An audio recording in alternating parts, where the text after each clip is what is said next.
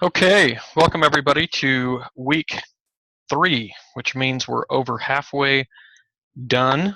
If you're up to date at this point, then you're in great shape. I will be completing all your grades this evening, so you'll have updated grades and have some feedback on where you're at as far as halfway through the course.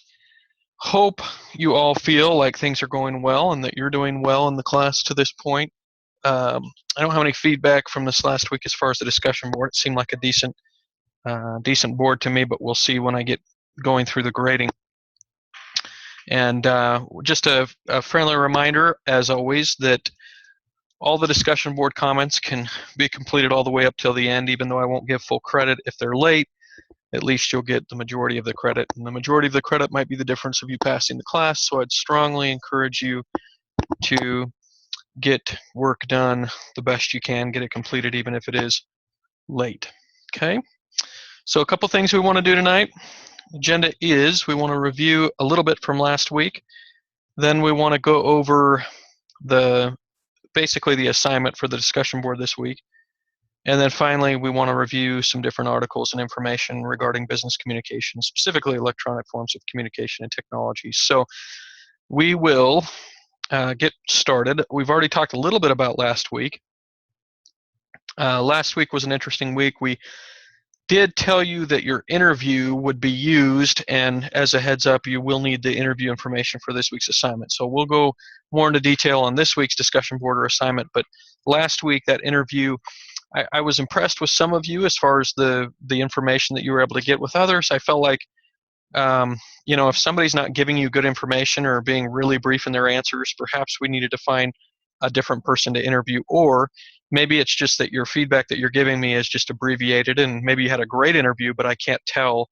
It looks, pretty bleak as far as the information that you provided. So just be aware that I would like to see more information, more detail from some of you, and you'll get that feedback and then can go in and edit if you'd like to increase your score, but keep that in mind for future reference on the board, especially in this class. One of the things that I'll reiterate about this class is, of course, because you don't have assessments or assignments, you only have discussion boards. We've got to put extra effort and time into the discussion board and make sure that we're really justifying the 230 points that's available.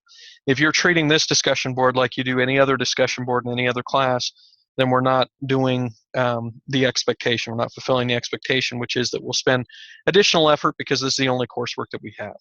Okay? If you have any questions about that, let me know. And like I say, if you have any questions about your grade this week, as far as the discussion board, please let me know. And take that feedback and take that that grading information and try to use it going forward so that you can, make sure in future weeks that you get full credit and meet expectations on the discussion board. Okay? As far as communication forms, we talked last week about different types. We talked about how email can become, by far the biggest, form of communication in some business settings. Some of you, though, were able to interview folks that really had a different kind or unique kind of breakdown as far as the different forms of communication they use. So I thought that was interesting. Some of you did interview people that didn't really have any forms of communication to report on. And once again, that's the indication that maybe you should interview somebody else. Because most people in their business, if they work in business, will have plenty of feedback for you as it pertains to their business forms of communication, because there are so many. And we talked a little bit about my example, through I work at Zions Bank as a financial advisor, and my day is between the phone and email. That's pretty well, that's a big segment of my day, and then face-to-face, meetings. But between phone and email, that's a big section of what I'm doing as far as communication is concerned. All right, so this week on the discussion board, the instructions are that you'll read some articles, some online articles. And by the way, if you ever click on one of those links and it's not taking you, for some reason they've changed the link address, which does happen, so don't be alarmed. If that does happen and you come to a screen that the link no longer works, just Google search for the title or the site that it was trying to get you to. And you'll 99% of the time you'll be able to find it just fine. So anyway, just don't be alarmed by something like that. There is one of the articles this week that the link doesn't work anymore, and that's just fine. Usually the article still exists, and if you do a little bit of searching, you usually are able to find it. Okay. All right. So this week we're reading some different articles, and then the instructions for the discussion board are that we are to create within Excel a pie chart. Okay, we're to create a pie chart within in Excel and then give some feedback on the information that we have. And that pie chart is to represent the information that we obtained through our interview last week. So once again, if you didn't get that interview completed, we'll need that completed for this week's discussion board, so get right on it. And then for this week, we're going to be creating that pie chart and giving feedback on the information that we're providing. So tonight, we are going to take a few minutes and just, real quick tutorial on creating a pie chart. Shouldn't take very long at all. Should be pretty straightforward, pretty easy. But I did want to show that to you just in case any of you were concerned that you're not, that Excel is not your thing. Now, I will be the first to tell you that I have not taken an Excel class in many years. I use Excel primarily for, budgeting information, for time value of money, scenarios.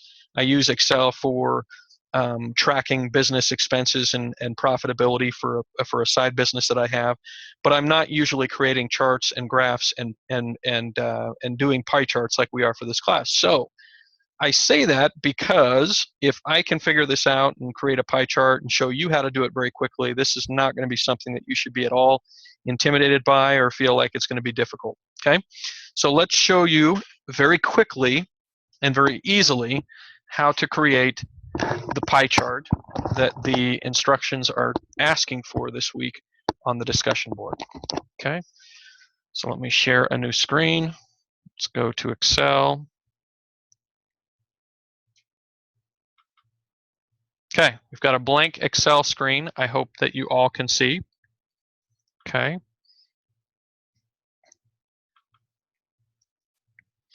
Now on this blank Excel screen, what we're going to do is we're going to list in column A the different categories of business communication that our interviewee said that they use. And in category B, we're going to put the percentage of time that they spend using those various forms. And we want those percentages to add up to 100%, okay? So if for some strange reason you've got, you're not adding up, there are some other ways to look at it. We could put something like other if there's a category that just didn't really fit one of the business communication categories, and you could put other and just put the rest of the percentage in there, but we need everything to total 100%. So let's say the first one was email, okay? And let's say that is 30% of their time. So just put in a 30, right? Let's say the next one was phone communication, okay, whether it be mobile or landline, and let's say that was 20% of their communication. Okay. And then let's say they use IM, instant messaging. Let's say they use that for 5% of their time each day as far as business communication. Let's say they use some direct mail. Okay, and let's say that's only about 3% of their time, though, as far as communication is concerned. Let's say web conferencing, kind of what we're doing now. Let's say that is also like 2% of their time.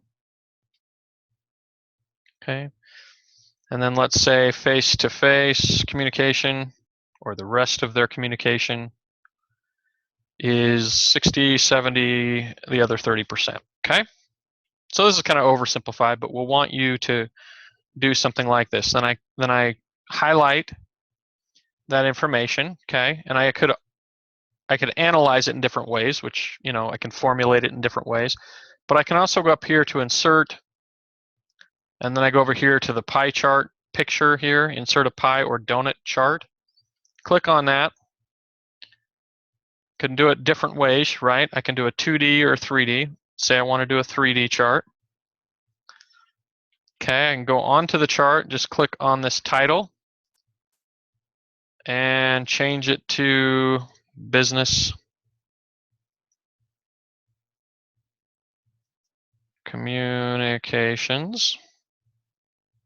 Okay, just some kind of title like that. Okay. And you can see that I've got ways that I can edit this, right? I could change my coloring. I could change it different, I could use different colors. I can change how it looks. I can change all kinds of things about my pie chart. For purposes of this week's discussion board, though, you've just fulfilled the major requirement of the week, which is you want your percentage breakdowns, okay, and you want a pie chart that you can put onto the board for us to review as far as the feedback from your interviewee. Excuse me, that was so easy and fast that I'm yawning. Anyway, you'll want to put in the feedback like we did here, inserting the different information, and then create that pie chart, insert the pie chart onto our discussion board. All right, that's the bulk of what we need to do this week.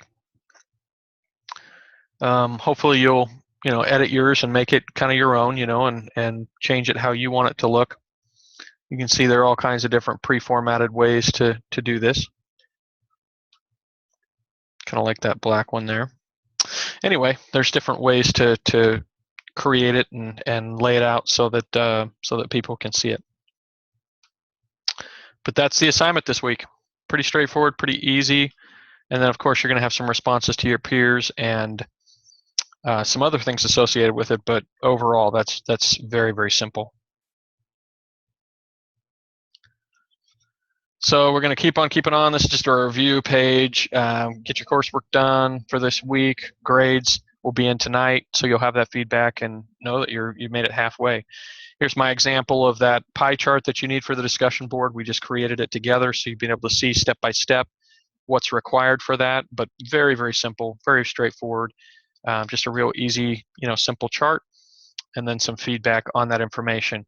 The one thing that I will request, and we kind of alluded to this already when we reviewed last week's information, is that if you did not get complete information from the person that you interviewed, or if there's just more information that you potentially could put together by, by maybe using a different interview or interviewing somebody different to get more complete information, I'd encourage you to do it. It'll make your chart look better, obviously, if you have some more robust feedback as far as different forms of communication, more variety. If you interviewed somebody and they said, well, I use the phone about 20% of my day and I don't communicate at all with anything else, well, that's not going to make a great pie chart. That's not really good feedback.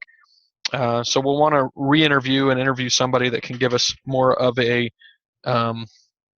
broad range, at least 3 or 4 different things that they can use as far as communication at their workplace. And last week during the session, I strongly encouraged you to interview somebody in business so that you could get a feel for different forms of communication instead of perhaps somebody that's a blue-collar worker, which is still a great career. It's just forms of communication probably are less broad and less impactful for our discussion here. Okay, so keep that in mind and do a different interview. It'll only take a few minutes, but identify somebody that can give you a broad range of different communication methods so that you can make a more interesting pie chart for this week's discussion board. Okay, so we've got some different articles. I have actually selected my own article to talk about this evening for a bit, and then we'll review some of the articles that are required and even a few of the articles, if we have time, that are not required. Once again, without somebody to participate with and ask questions and answer questions here during the session, we may get through this material a little bit faster, and that's just fine.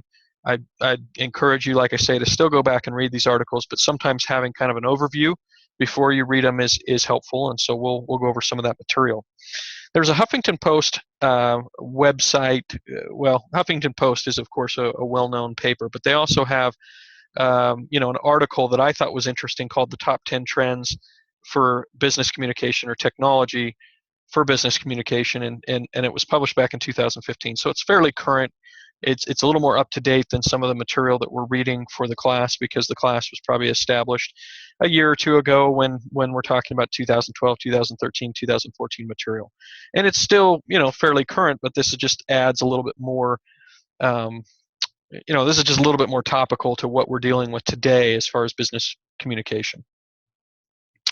So the number one trend that it talks about is how everything's becoming more mobile. And, if you haven't experienced this yet in a workplace, you will. Even your classes have become better suited for mobile devices, for iPads and, or any kind of working device like that, some kind of pad or mobile phone.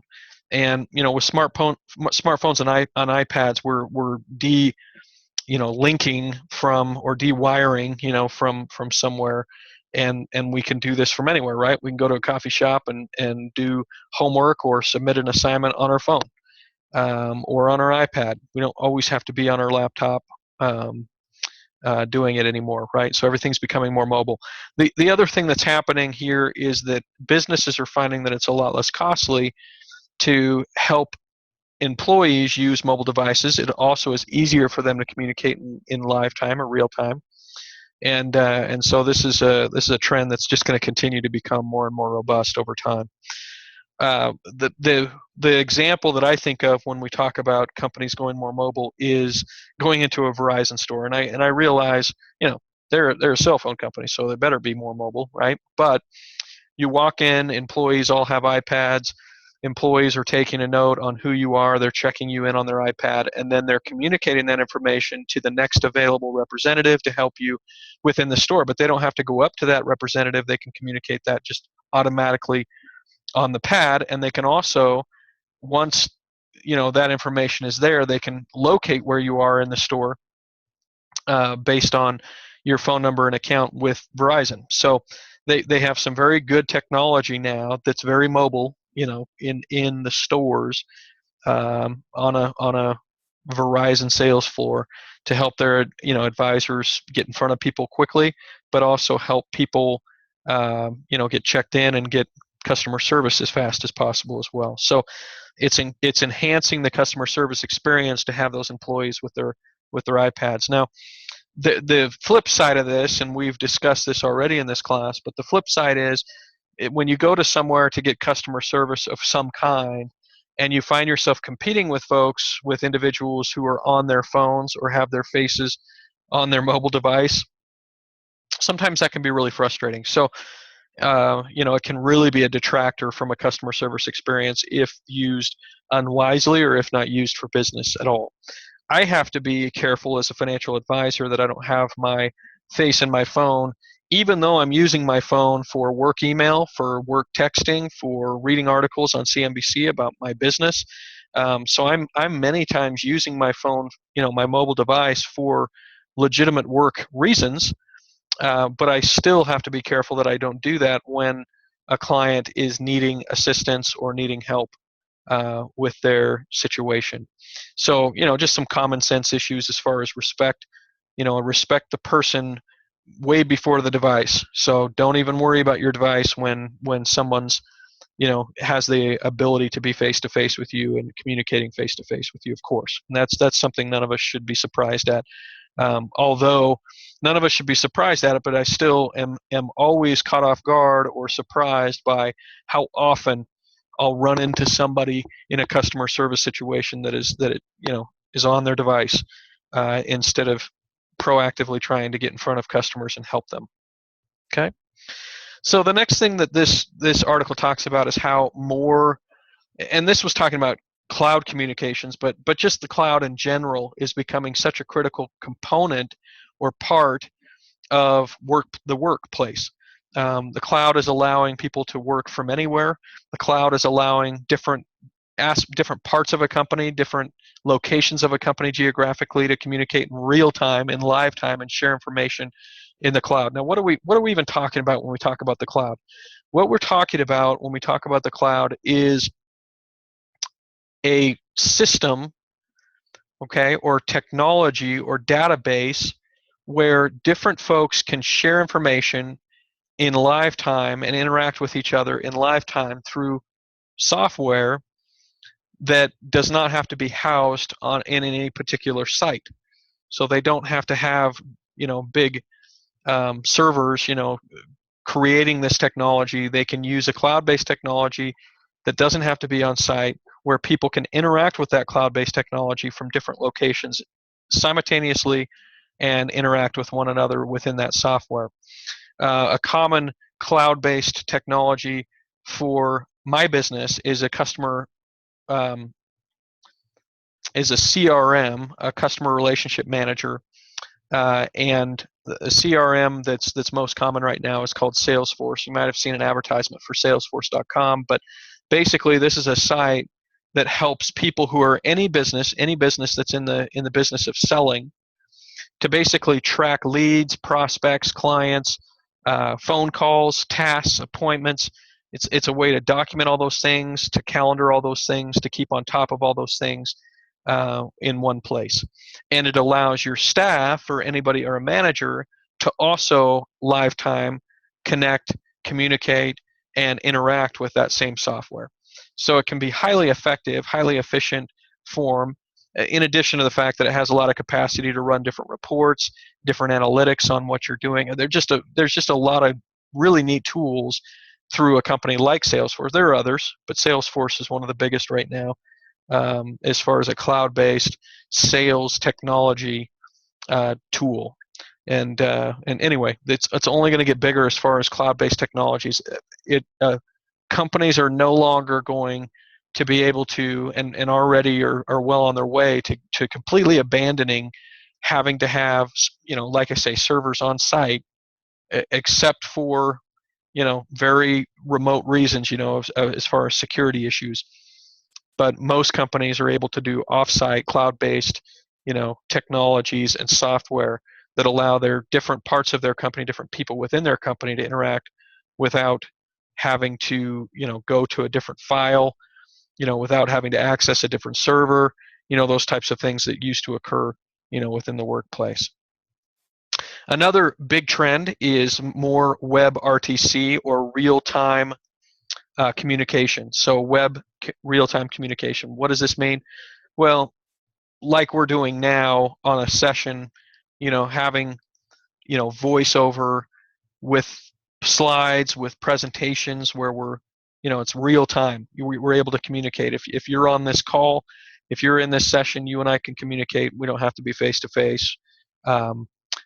Instant messaging is this type of technology.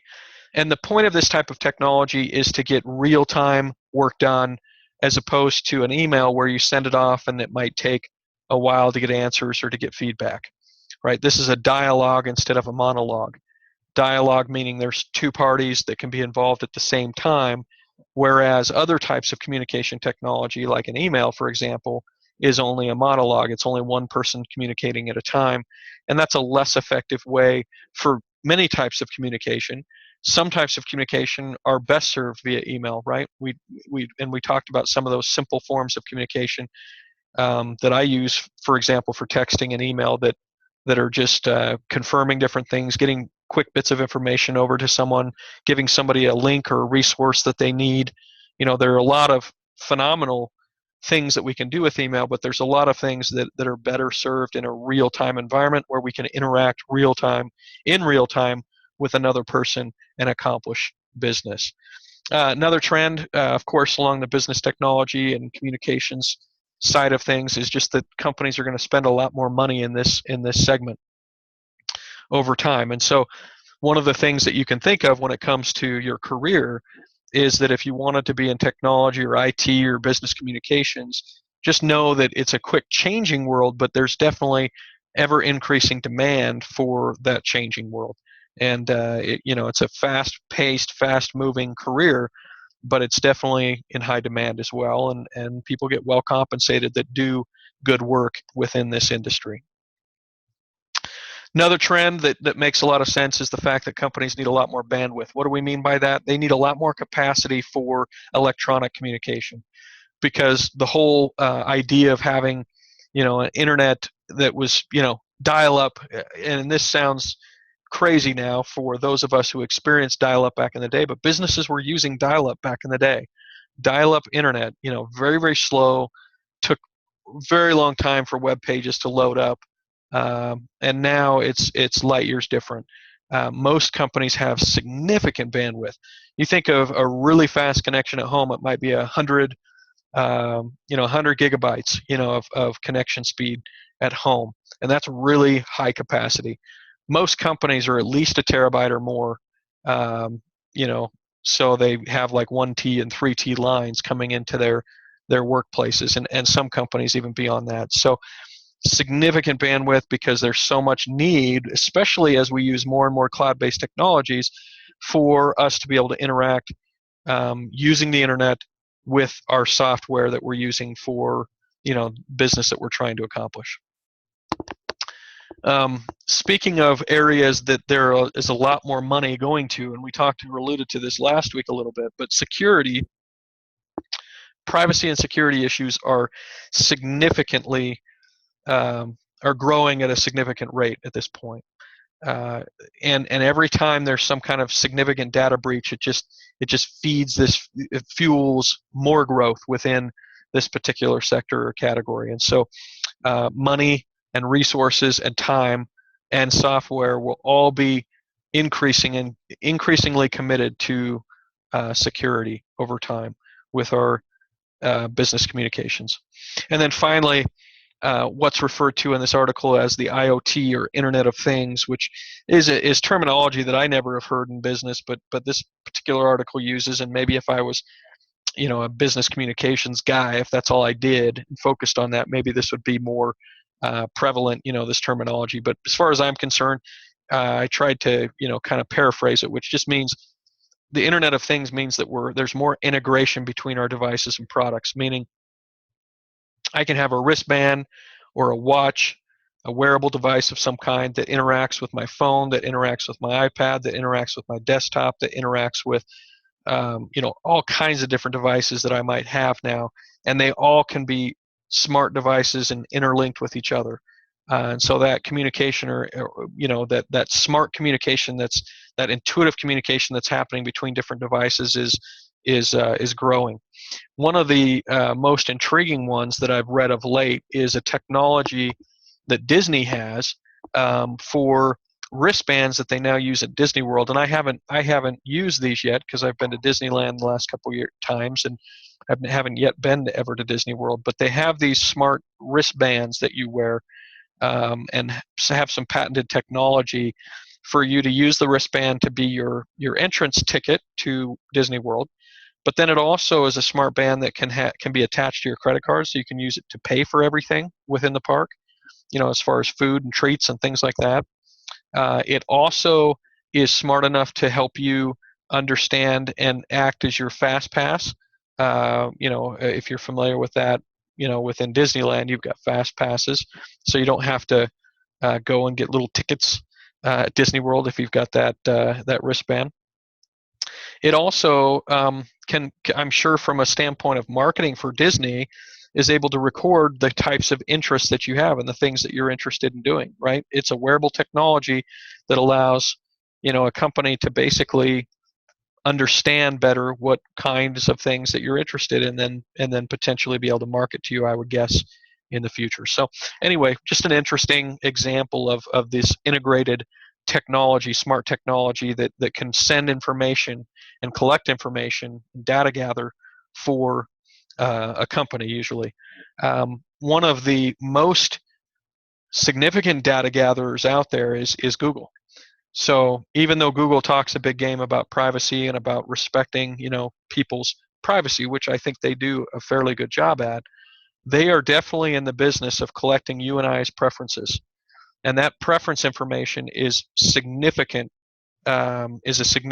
money machine for them, because they can sell our preferences, you and I's profiles and preferences, to companies that will then target us if our preferences match up with their products, right?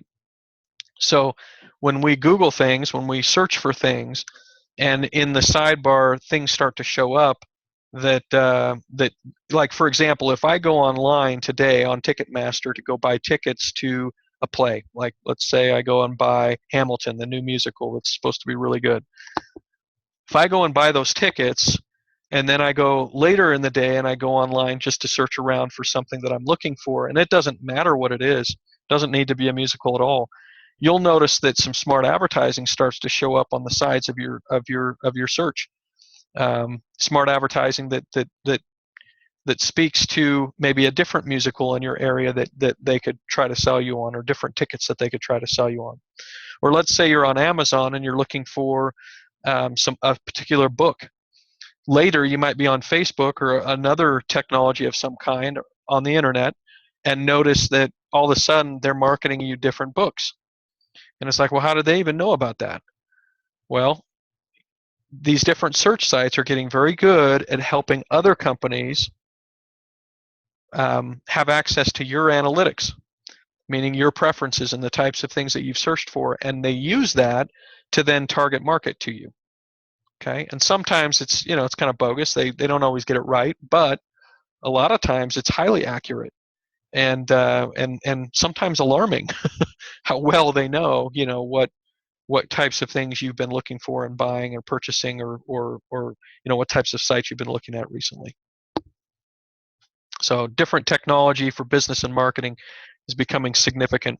One other quick thing, I don't know if I have it on here or not. Oh, I added it to a different one. So anyway, that's an article that's not on this week's reading list as far as necessary reading, or even the voluntary reading. But I thought it was a very interesting article. I thought it was more topical and a little bit more current than some of the information that you'll be reading this week. So I wanted to make sure and get that out to you. As far as the articles, there's an article that in the Information Age, on the Information Age site. That's one of our articles for reading this week. This particular article talks about how old methods are not interactive. Old methods of communication are very interactive, and now we're becoming more and more interactive with our technology, and how we need to get more interactive. And interestingly enough, although the technology exists for very interactive communication and for these cloud-based, interactive technologies and software that we can share information and lifetime update information between different categories of a company or different geographies or departments of a company. Even though all that technology exists and is being used by some companies, this article is quick to point out the fact that most companies, have been slow to integrate this technology and to have workflow systems that integrate technology for communicating lifetime about those systems. Most companies have very good systems of technology for their operations, okay, but they don't integrate a good messaging, or lifetime instant messaging with that process, okay. And it's just basically saying, hey, companies need to step up and not be so archaic in their business communications. The software exists; it's very easy to integrate. And more companies need to start to allow their employees to interact with a process lifetime as it's going, and with each other, in order to help the process and make it as good as possible. So that's one of the articles. Another article that was part of our reading is an older article from 2012. I mean, I say older article, but when we talk about technology, that's a pretty old article. And in 2012, they were talking about, one of the writers is talking about must-have technology, as far as business communication is concerned. And one of the things, of course, he talks about is how technologically advanced new phone systems are, how low cost and technologically advanced, and that's absolutely true. The new phone systems are highly intelligent. They're basically a computer system through your phone, and allow for a lot of very convenient technology, to be utilized through your phone system. And then, of course, email, he talks about how a lot of companies still use like a Yahoo or a Hotmail address. And I put Juno because I had a sister that used to use Juno, and we used to tease her because Juno was a company a long time ago, kind of like AOL, that used to send out DVDs, computer discs basically for you to download or upload onto your computer, and then it would act as basically a dial-up service, for the internet, but also give you an email address. And so a lot of people had Juno and AOL accounts back in the day. But then almost everybody went to Hotmail, and then from Hotmail, almost everybody went to either Yahoo or Gmail. Now there's lots of different, email, addresses that are fairly common. But I'd say for me, I'd probably see Gmail more than any other web address that's personal. Now, what he's saying, or what this article is alluding to, is that if you're in business, those types of web addresses for your email aren't very professional, right? Those are looked at as free services for individuals that aren't very secure. So if you have a business, you'll want to make sure that your business name is your email address in some way, and you're not using like a Gmail or Hotmail, but you're using, like, for example, if it was me, David Shipley at Zions Bank, instead of David Shipley at Gmail or something like that as my professional email address. So he's just talking about how email named with your company name is something that technology's there. We all need to do it. He talked about email marketing. There's lots of different companies that help you with email marketing campaigns. What we mean by that is you set up one advertisement and then you upload an Excel spread, and it sends it to all those recipients or all those people that you have information for, without having to list out multiple recipients, without having to manually put them in, each one of them in a separate email over and over and cut and paste. The technology does all that for you. And so there's these great email marketing campaign management software companies that are out there that you can sign up for very easily online. They're relatively inexpensive, but they still look very professional and do a good job for you. And then there's process management technology that helps companies to track and to interact with a process, like we've alluded to earlier. One of those process technologies in my business, because I'm not a manufacturer of anything, but I'm a service provider, one of the process technologies is that software that I've already alluded to called Salesforce, that allows me to track a process of obtaining a customer, and then once I've got a customer, of servicing that customer and making sure that they feel well taken care of. So process management technology is becoming big, and it was a trend back in 2012 that still is expanding significantly even at this point. And then finally, I added my own, that I think is really, grown in leaps and bounds the last few years, especially, and that's companies like Qualtrics or SurveyMonkey. Qualtrics is a big company though here in Utah County, so I'm very familiar with them. But they're a big multinational company now that basically just provides survey services for companies. So the company wants to data gather from their employees or from their customers or from anywhere, you name the group of individuals or people that they want to data gather from, and then Qualtrics makes it very simple for them to create a survey and to manage the information once they have it. So it's not about just getting this Excel file of information, right, that's hard to read or hard to evaluate. Qualtrics and others will take your information after they've created the survey and gathered the data, and they'll organize it in a way that's easy to understand and easy to evaluate, right? Because until we get that information in a format that's easy to evaluate, it's not really that helpful. But I would say that that's expanding, business technology and business communications in an interesting way. I even noticed, some of my employee surveys, that my management is sending to me. Some of my customer service feedback forms, that when you get emailed to review the customer service that you received, boy, it seems like we get those from everywhere now, and a lot of those are created by these companies like Qualtrics. And then in the end, it allows us to communicate very quickly, the thoughts and feedback that we have on an experience that we've had, and for a company to quickly evaluate those communications because they've got it formatted in a way that they can quickly evaluate all the feedback together. Okay. So anyway, that's one that I would add, a trend that's going on right now as far as technology. Another article is a Wall Street Journal article. It talks about how email is enslaving us. This is very similar to an article we talked about last week.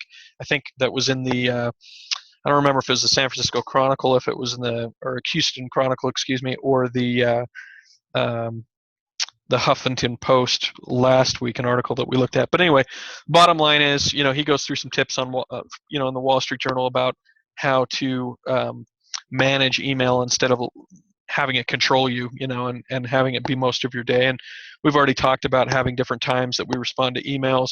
There's a HuffPost article, another one for this week that talks about 5 email habits that help, from a standpoint of managing our email. And one of them, again, is, of course, these reply times. Almost every single consultant or article that I've ever read about emails and making sure to control your email time that you spend, with emails each day as a business person, talks about how you should have set times for replying to emails instead of just all day being distracted by emails coming and going. This article talks about KISS, the KISS principle, which doesn't say KISS, but KISS stands for Keep It Simple, Stupid. When it comes to different business, there's all kinds of different things in business that you just need to keep it simple, right? And one of the things that this article specifically talks about is making sure that you leave emails to simple communication. And when there's more than something just that's very simple, don't respond in an email. Actually pick up the phone and have a phone conversation. And I've had different experiences over the last few years where I've tried to explain something that kind of became, I don't know, a contested conversation, like kind of a heated conversation via email, and it just seems to never turn out right. Trying to take care of something like that via email, it's much better, much easier, much more effective, even if it is not as comfortable, but it's much more effective to have those conversations via phone or face-to-face. And then, determine even if it's email appropriate, which is kind of what we just alluded to.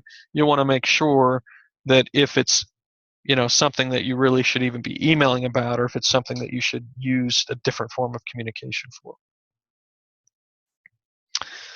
All right, and then there's a Bright Hub project management website that talks about the history of business communications and how really the thing that I got from it is the main thing that's happened over history with business communications and with technology is just access. Everybody now has so much more access to information, to data, to each other than we have ever had historically because of technology. And there are obviously great things about that, that make for more productive work, that make for a more flat environment where everybody gets feedback and can give feedback very easily and at low cost. And then there are some negative impacts that we've talked about as far as because of the ease of all these technologies, sometimes they become such a distraction that we actually become less productive, which is unfortunate because that's the point of all these technologies and all this communication is to become more effective, more productive at work. But it goes through the history of how, business communication has changed dramatically over the years. Then there's the Houston Chronicle article about business communication, just types.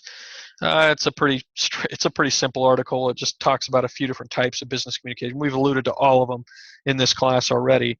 But one of the points that it makes is that you should never underestimate the power of a face-to-face meeting. And just never ever give up on face-to-face interaction if possible. And he talks about how web conferencing and things like that, video conferencing can be good, if geographically you can't have the face-to-face meetings.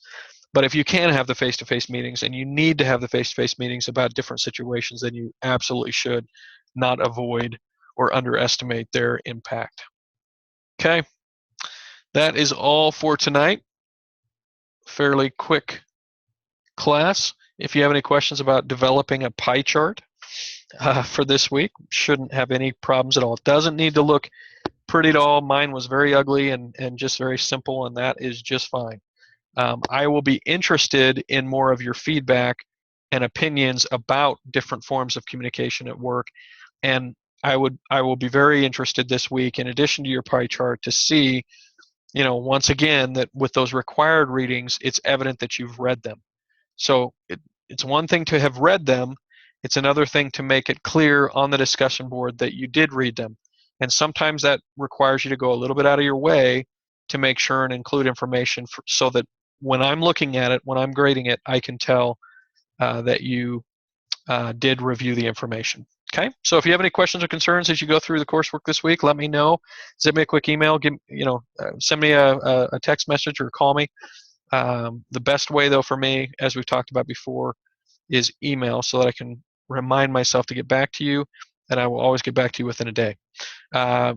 Make sure and look for your grades tonight, tomorrow morning, sometime soon, and see that your feedback is what you were expecting, or at least understandable, and correct things, edit things, add things if you need to at this point to get caught up in the class.